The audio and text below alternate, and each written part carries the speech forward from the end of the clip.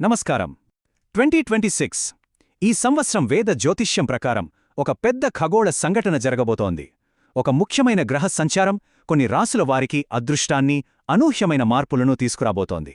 ఇంతకీ ఏంటా విశేషాలు? రండి తెలుసుకుందాం. జ్యోతిష్యం గురించి తెలిసిన వాళ్లకి రాహువు గురించి ప్రత్యేకంగా చెప్పక్కర్లేదు. దీన్ని మామూలు గ్రహంలా కాకుండా ఒక ఛాయాగ్రహం అంటారు. అంటే ఇది భౌతికంగా లేకపోయినా దీని ప్రభావం మాత్రం చాలా శక్తివంతమైనది. మన జీవితాల్లో కీలకమైన మార్పులను తీసుకురాగలదు. మన పెద్దలు ఊరికే అనలేదు, రాహు ఇచ్చాడంటే ఎవరూ ఆపలేరు అని. ఆ మాటలోనే ఉంది దాని పవరేంటో. రాహువు కనుక అనుగ్రహిస్తే వచ్చే అదృష్టాన్ని, విజయాన్ని ఆపడం ఎవరితరమూ కాదు. అవును, సరిగా అలాంటి ఓ గొప్ప సంఘటనే 2026లో జరగబోతోంది. రాహు తన స్థానాన్ని మార్చుకుంటున్నాడు. కుంభరాశి నుంచి మకర రాశిలోకి ప్రవేశిస్తున్నాడు. జ్యోతిష్య నిపుణులేమంటున్నారంటే ఈ మార్పుతో కొన్ని రాశుల వారికి ఇప్పటిదాకా ఉన్న కష్టాలన్నీ తీరిపోయి ఒక మంచి కాలం మొదలవబోతోందని. మరి ఆ అదృష్ట రాశులు ఏవి? ఎవరికి ఈ శక్తివంతమైన రాహు సంచారం ఒక వరంలా మారబోతోంది? ఎవరికి జీవితాల్లో అసాధారణమైన అదృష్టం, శ్రేయస్సు రాబోతున్నాయి? చూద్దాం రండి.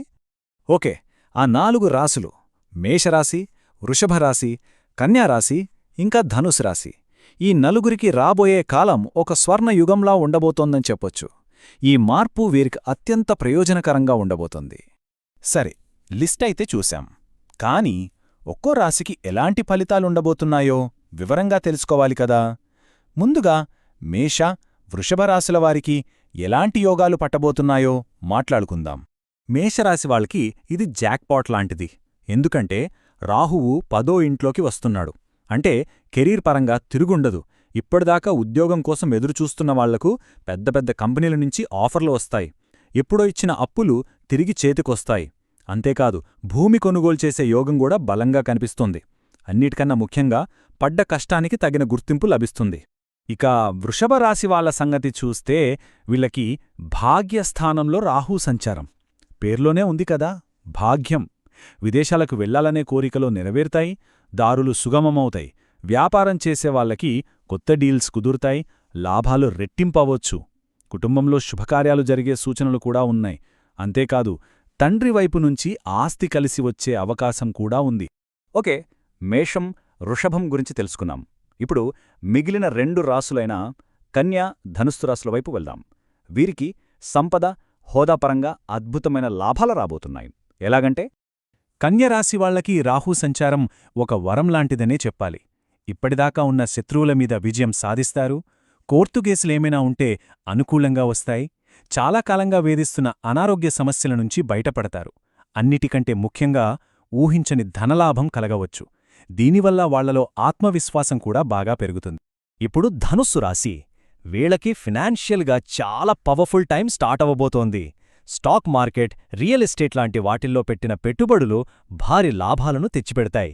సమాజంలో గౌరవ మర్యాదలు పెరుగుతాయి.